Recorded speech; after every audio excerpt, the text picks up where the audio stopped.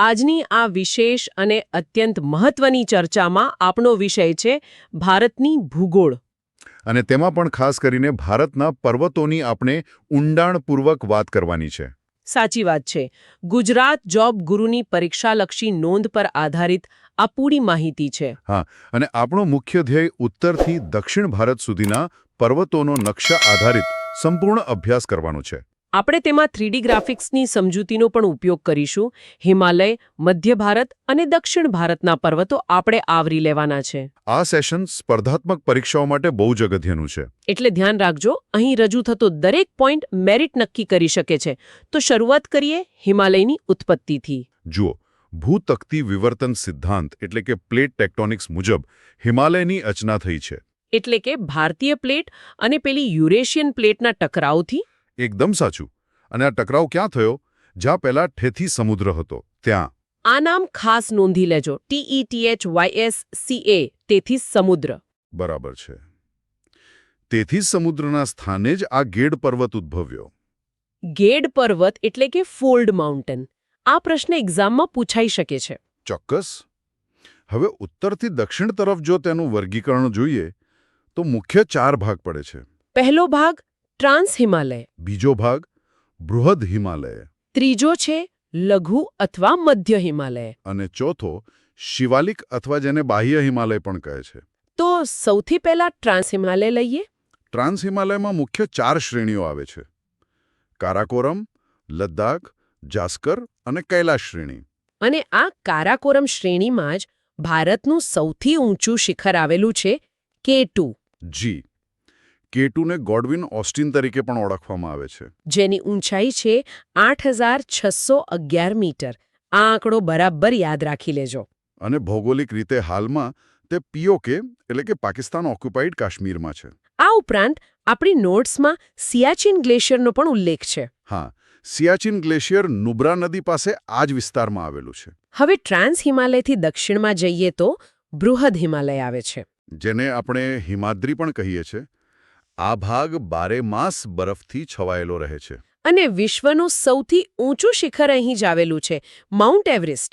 જેની નવી નોંધાયેલી ઊંચાઈ છે 8848.86 મીટર. પણ વિદ્યાર્થી મિત્રો ધ્યાન રાખજો, આ શિખર ભારતમાં નહીં, નેપાળમાં છે. સાચું. અને નેપાળમાં સ્થાનિક લોકો તેને સાગરમાથા કહે છે. જ્યારે તિબેટમાં તેનું નામ છે ચોમોલુંગમાં. બિલકુલ. હવે ભારતની હદમાં વાત કરીએ તો સિક્કિમમાં કંચનજંગા શિખર આવેલું છે. જેની ઊંચાઈ 8586 મીટર છે. તે ભારતનું બીજું સૌથી ઊંચું શિખર છે. અહીં પરીક્ષા માટે એક બહુ જ અગત્યની માહિતી એડ કરી દો. જી, ચોક્કસ જણાવો. વિશ્વમાં સૌથી તીવ્ર ઢાળ ધરાવતું શિખર રાકાપોશી છે, જે લદ્દાખ શ્રેણીમાં આવેલું છે. રાકાપોશી શિખર, એકદમ ઊભો ઢાળ. આ ફેક્ટ સીધો માર્ક્સ અપાવી શકે છે. હા. હવે આપણે ત્રીજા ભાગ તરફ આગળ વધીએ. લઘુ હિમાલય, જેને હિમાચલ તરીકે પણ ઓળખવામાં આવે છે. આ પર્વતમાળા સળંગ નથી, પણ તૂટક અવસ્થામાં આવેલી શ્રેણી છે. જેમાં સૌથી લાંબી શ્રેણી પીર પંજાલ છે, જે જમ્મુ અને કાશ્મીરમાં આવેલી છે. અને બીજી છે ધોલાધર શ્રેણી, જે હિમાચલ પ્રદેશમાં છે. આ લઘુ હિમાલયમાં જ બધા પ્રખ્યાત પર્યટન સ્થળો આવેલા છે, જેમ કે શિમલા, મનાલી, ડેલહાઉસી અને નૈનીતાલ. અને અહીં જે સુંદર ઘાસના મેદાનો આવેલા છે તેના નામ પરીક્ષામાં અવારનવાર પૂછાય છે. હા, કાશ્મીરમાં આ મેદાનોને મર્ગ કહે છે. ઉદાહરણ તરીકે ગુલમર્ગ. જ્યારે ઉત્તરાખંડમાં તેને બુગ્યાલ કહેવામાં આવે છે. હવે હિમાલયનો છેલ્લો અને સૌથી દક્ષિણનો ભાગ જોઈએ, શિવાલેખ. જેને બાહ્ય હિમાલય પણ કહેવાય છે. આ સૌથી દક્ષિણે આવેલી નાની ટેકરીઓ છે. અહીં સૌથી વધુ ખીણ પ્રદેશો જોવા મળે છે, જેને આપણે દૂન કહીએ છીએ, જેમ કે દહેરાદૂન. આ ઉપરાંત અહીં સૌથી વધુ જંગલો આવેલા છે. અને વાતાભિમુખ વરસાદ એટલે કે પવનો સીધા ટકરાઈને જે વરસાદ આપે છે તે પણ અહીં સૌથી વધુ પડે છે. સાચી વાત. હવે આ ચારે શ્રેણીઓને ઉત્તરથી દક્ષિણ ક્રમમાં યાદ રાખવા માટે નોટ્સમાં એક જબરદસ્ત શોર્ટકટ ટ્રીક આપી છે. હા, અંગ્રેજી અક્ષરો KLZPD, જેને આપણે કહીશું કાલ ઝા પી ધો. K એટલે કારાકોરમ, L એટલે લદ્દાખ, Z એટલે જાસ્કર, P એટલે પીર પંજાલ અને D એટલે ધોલાધર. આ વાક્ય યાદ રાખી લેવાથી પરીક્ષામાં ક્રમ ગોઠવવાનો પ્રશ્ન ક્યારેય ખોટો નહીં પડે. ઉત્તર ભારતના હિમાલયની ઉત્પત્તિ અને વર્ગીકરણ પૂર્ણ કર્યા પછી હવે મધ્ય ભારત તરફ જઈએ. મધ્ય ભારતમાં સૌથી પહેલા આવે છે અરવલ્લી શ્રેણી. અરવલ્લી એ વિશ્વની સૌથી પ્રાચીન એટલે કે ઓલ્ડેસ્ટ ગેડ પર્વતમાળા છે. તેનો વિસ્તાર ગુજરાતથી લઈને છેક દિલ્હી સુધી ફેલાયેલો છે, જ્યાં રાયસીના હિલ આવેલી છે.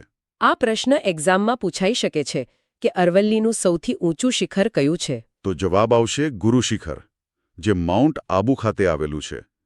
તેની ઊંચાઈ 1722 મીટર છે. પણ ધ્યાન રાખજો, જો પ્રશ્નમાં પૂછાય કે ગુજરાતમાં અરવલ્લીનું સૌથી ઊંચું શિખર કયું, તો જવાબ આવશે આરાસુર, જે જેસોરની ટેકરીઓમાં છે. આ નાનકડો શબ્દભેદ છે, પણ બહુ જ અગત્યનો છે. હવે આગળની શ્રેણી જોઈએ, વિંધ્યાચલ. વિંધ્યાચલ પશ્ચિમમાં ગુજરાતના રતનમહાલથી શરૂ થાય છે.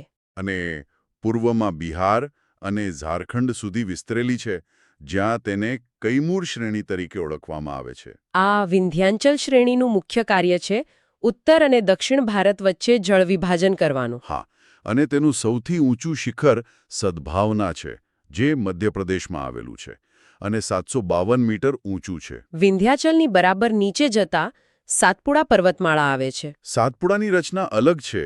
તે બ્લોક માઉન્ટેન એટલે કે ખંડ પર્વત છે. તે બે નદીઓની વચ્ચે આવેલો છે, નર્મદા અને તાપી નદીની વચ્ચે. તેને 3 મુખ્ય ભાગમાં વહેંચવામાં આવે છે. ગુજરાતમાં તેને રાજપીપળાની ટેકરીઓ કહે છે. મધ્યપ્રદેશમાં તે મહાદેવ શ્રેણી છે અને છત્તીસગઢ તરફ તેને મૈકલ શ્રેણી કહે છે. આ સાતપુડાનું સૌથી ઊંચું શિખર ધૂપગઢ છે, જે 1350 મીટર ઊંચું છે અને તે મહાદેવ શ્રેણીમાં છે. અને પેલું અમરકંટક શિખર એ મૈકલ શ્રેણીનો ભાગ છે. જ્યાંથી નર્મદા નદી નીકળે છે, તેથી જ નર્મદાને મૈકલ કન્યા કહેવામાં આવે છે. બરાબર છે. અને ગુજરાતની વાત કરીએ તો રાજપીપળાની ટેકરીઓમાં આવેલું માથાસર એ ગુજરાતમાં સાતપુડાનું સૌથી ઊંચું શિખર છે. નદી અને પર્વતની ઉત્તરથી દક્ષિણ ગોઠવણી માટે પણ અહીં એક સરસ ટ્રીક છે. હા, VNST એટલે કે વિનોદ નર્મદા સાથે તર્યો. વી એટલે વિંધ્યાચલ, એન એટલે નર્મદા, એસ એટલે સાતપુડા અને ટી એટલે તાપી નદી. આ ક્રમ પણ એક્ઝામ માટે ખૂબ જ ઉપયોગી સાબિત થશે. હવે મધ્ય ભારતથી આગળ વધીને દક્ષિણ અને પૂર્વોત્તર ભારતની પહાડીઓ વિશે ચર્ચા કરીએ. દક્ષિણ ભારતમાં પશ્ચિમ ઘાટ અને પૂર્વ ઘાટ ખૂબ અગત્યના છે. પશ્ચિમ ઘાટ, જેને આપણે સહ્યાદ્રી પણ કહીએ છીએ, તે 1600 કિલોમીટર લાંબો અને એકદમ સળંગ છે. હા, તેમાં મહારાષ્ટ્રમાં કલસુબાઈ અને મહાબળેશ્વર શિખરો આવેલા છે. જ્યારે કર્ણાટકમાં કુદ્રેમુખ અને બ્રહ્મગીરીની ટેકરીઓ આવેલી છે. આ બ્રહ્મગીરીમાંથી જ કાવેરી નદીનો ઉદ્ભવ થાય છે. આ યાદ રાખજો. પણ પશ્ચિમ ઘાટની સરખામણીમાં પૂર્વ ઘાટ સળંગ નથી. સાચું. નદીઓના સતત ઘસારાને કારણે તે તૂટક અવસ્થામાં છે. પૂર્વ ઘાટનું સૌથી ઊંચું શિખર જીધાગડા છે, જે 1690 મીટર ઊંચું છે, અને મહેન્દ્રગીરી શિખર પણ ત્યાં જ છે. હવે જો નકશા પર નજર કરીએ તો દક્ષિણ ભારત ધ વાય શેપ બનાવે છે. એટલે કે જ્યાં પશ્ચિમ ઘાટ અને પૂર્વ ઘાટનું મિલન થાય છે. બરાબર. અને આ મિલન સ્થાન એટલે નીલગિરીની પહાડીઓ. નીલગિરીનું સૌથી ઊંચું શિખર ડોડા બેટ્ટા છે, 26 ને 37 મીટર. અને પ્રખ્યાત પર્યટન સ્થળ ઊટી પણ આ જ નીલગિરીમાં આવેલું છે. નીલગિરીની દક્ષિણે આગળ વધીએ તો અન્નામલાઈની ટેકરીઓ આવે છે. જ્યાં અન્નાઈમુડી શિખર આવેલું છે. તેની ઊંચાઈ 2695 મીટર છે. અને આ અન્નાઈમુડી એ દક્ષિણ ભારતનું સૌથી ઊંચું શિખર છે. આ પ્રશ્ન વારંવાર પૂછાય છે. તેની હજુ દક્ષિણે જઈએ તો પાલની ટેકરીઓ આવે છે, જ્યાં કોડાઈ કેનાલ હિલ સ્ટેશન છે. અને ભારતની સૌથી છેવાડે સૌથી દક્ષિણે આવેલી પહાડી છે કાર્ડમમ, જેને ઇલાયચીની પહાડીઓ પણ કહેવાય છે. આ ચારનો ઉત્તરથી દક્ષિણ ક્રમ યાદ રાખવા માટે શોર્ટકટ ટ્રીક છે NAPC. એટલે કે નાક આપી પાછો ચાલ્યો. સાવ સહેલું છે. નીલગિરી, એનામલાઈ, પલાની અને કાર્ડમમ. આ ટ્રિક્સથી નકશો આખો મગજમાં બેસી જશે. હવે છેલ્લે પૂર્વોત્તર ભારત પર નજર કરી લઈએ. પૂર્વોત્તર ભારતમાં મેઘાલય રાજ્યની ટેકરીઓ કીપ આકારની એટલે કે ગણની આકારની છે. તેમાં ગારો, ખાસી અને જયંતિયા ટેકરીઓનો સમાવેશ થાય છે. આ કીપ આકારને લીધે જ ત્યાં વાદળો ફસાઈ જાય છે અને સૌથી વધુ વરસાદ પડે છે. અહીંનું સૌથી ઊંચું શિખર શિલોંગ છે 1961 મીટર અને અહીંથી યુરેનિયમ અને કોલસો પણ મોટા પ્રમાણમાં મળે છે. આ ઉપરાંત પૂર્વોત્તર ભારતમાં પટકાઈ બૂમ શ્રેણી આવેલી છે, જેમાં નાગા અને લુસાઈ પર્વત છે.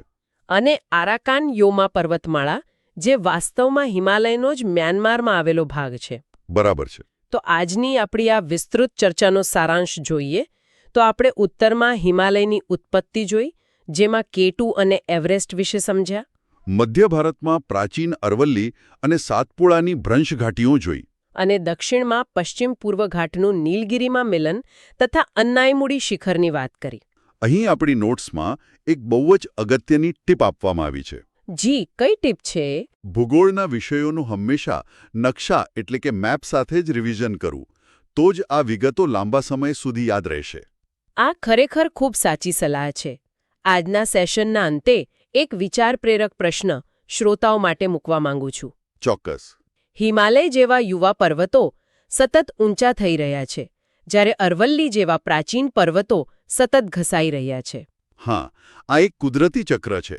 તો આ બંને ભૌગોલિક પ્રક્રિયાઓ ભવિષ્યમાં ભારતના નકશાને કેવી રીતે બદલશે તે ચોક્કસથી વિચારવા જેવું છે. બિલકુલ વિચારવા જેવું છે.